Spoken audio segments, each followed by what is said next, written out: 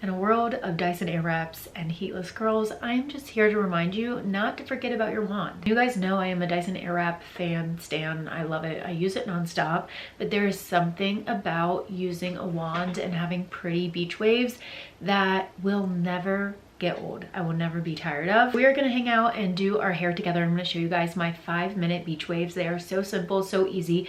I do not have my hair done currently. This is my bed head. I literally just took my hair out of the satin scrunchie that I had it in from last night. And this is the result, which I mean, not bad, right? But it needs a little touching up. It needs some work, some love. And that's the thing about using a wand, at least for me, like the hold is insane. First thing first, heat protection. I'm using the Kristen S Style Assist Blow Dry Mist. If you've watched any of my other hair tutorials, you know how much I love this. I've been using it for, I want to say at least 3 years, maybe 4 even. I absolutely love this stuff. I have repurchased it so many times. It's lightweight. You can use this on wet or dry hair. It gives a little shine. It's split and mending, and it's drugstore, so it's super affordable. I would love to tell you that I can just jump right in with my wand, but curly hair, postpartum hair, girl problems. I need to fix these little pieces around my face and like underneath.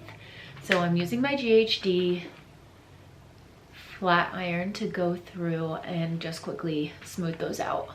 And once those are all touched up, we can just go right into wanding.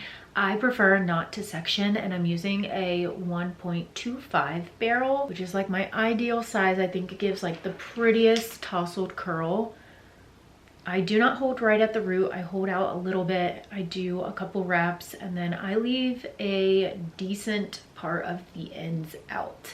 I don't go full Utah curls, but I do like to have the ends not completely curled. I just hold for a few seconds and then drop it, and we are just gonna leave it there for now.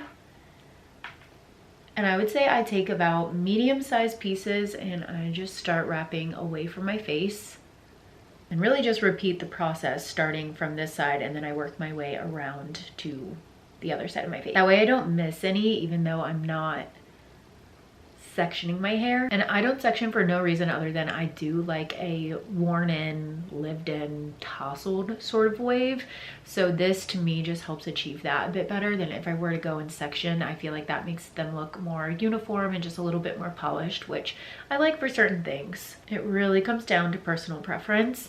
And I'll triple check, but I believe I have my heat set on a 4. And these get pretty hot, so you really only need to leave the hair on for a few seconds. And for me with my hair type, especially as the humidity starts to come out and is really in full force, I do tend to need a little heat on it. So while I love my Dyson, using a wand and having some heat on my hair really helps, and it does make a difference when I need that longevity. For whatever reason, I always tend to make this side tighter. I don't mean to. Once everything is curled, I just comb through with my fingers. You could totally use a brush if you want them to be really soft. I want them to be softer, but I still like that true beach wave tousled feel. I think sometimes a brush can take that out. But that's the finished look. My hair is done for the day. It was quick, it's easy. These waves turn out beautiful every single time. But I hope you guys enjoyed this quick and easy beach wave tutorial, and I'll see you next time.